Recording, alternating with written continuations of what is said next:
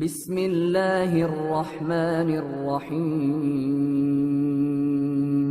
شروع اللہ کا نام لے کر جو بڑا مہربان نہایت رحم والا ہے۔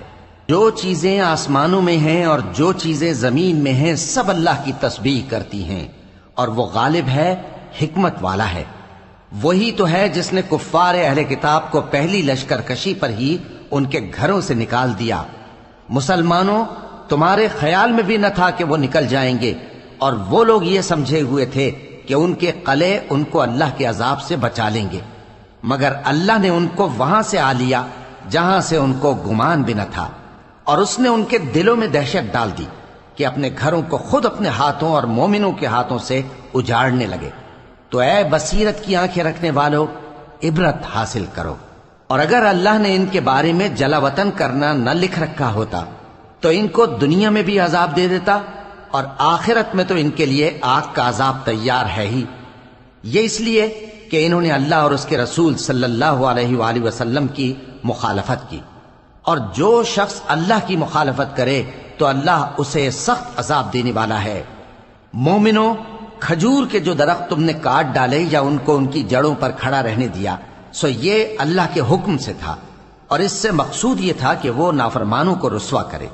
اور اے مسلمانوں، جو مال اللہ نے اپنے پیغمبر کو ان لوگوں سے جنگ کے بغیر دلوایا ہے اس میں تمہارا کچھ حق نہیں، کیونکہ اس کے لیے نہ تم نے گھوڑے دوڑائے نہ اونٹ، لیکن اللہ اپنے پیغمبروں کو جن پر چاہتا ہے غالب کر دیتا ہے، اور اللہ ہر چیز پر قادر ہے۔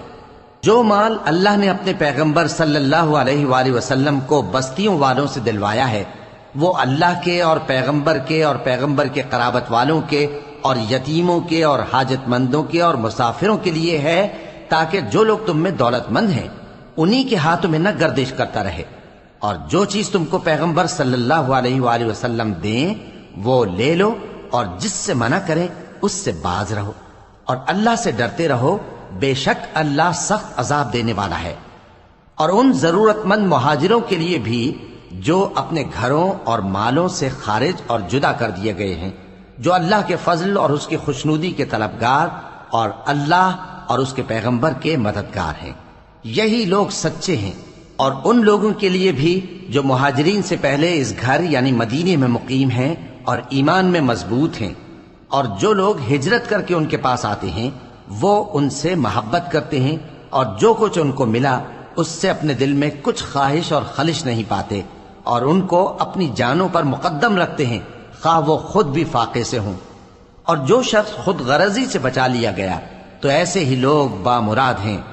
اور ان کے لیے بھی جو ان مہاجرین کے بعد آئے اور دعا کرتے ہیں کہ اے پروردگار ہمارے اور ہمارے بھائیوں کے جو ہم سے پہلے ایمان لائے ہیں گناہ معاف فرما، اور مومنوں کی طرف سے ہمارے دل میں کینہ و حسد نہ پیدا ہونے دے، اے ہمارے پروردگار تو بڑا شفقت کرنے والا ہے، مہربان ہے۔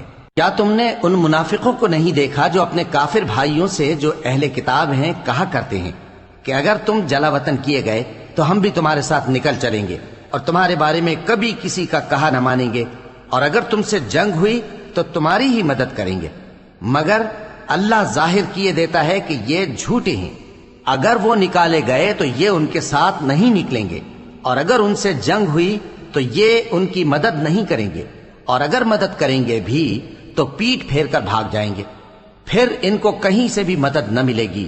مسلمانوں، تمہاری ہیبت ان لوگوں کے دلوں میں اللہ سے بھی بڑھ کر ہے، یہ اس لیے کہ یہ سمجھ نہیں رکھتے۔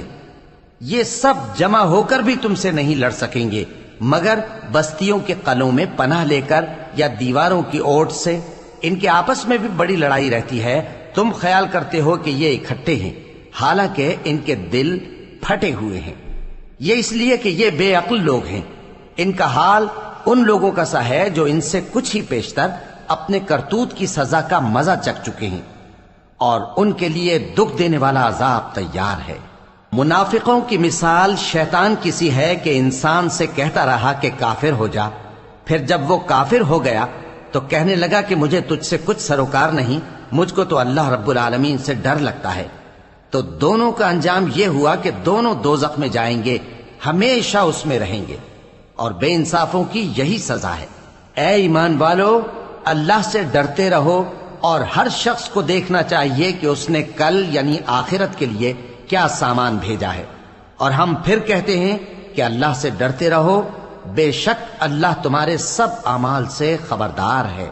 اور ان لوگوں جیسے نہ ہو جانا جنہوں نے اللہ کو بھلا دیا تو اللہ نے انہیں ایسا کر دیا کہ وہ خود اپنے آپ کو بھول گئے۔ یہی لوگ ہیں نافرمان۔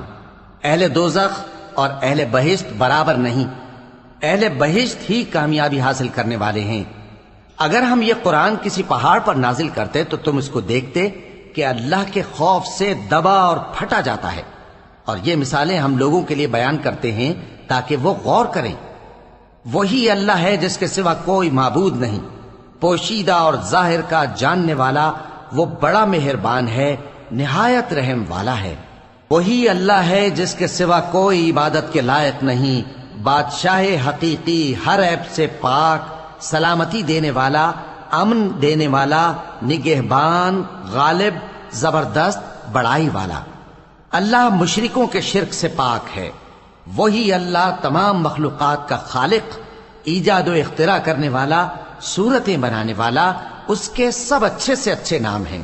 جتنی چیزیں آسمانوں اور زمین میں ہیں سب اس کی تسبیح کرتی رہتی ہیں، اور وہ غالب ہے، حکمت والا ہے۔ صدق اللہ العظیم۔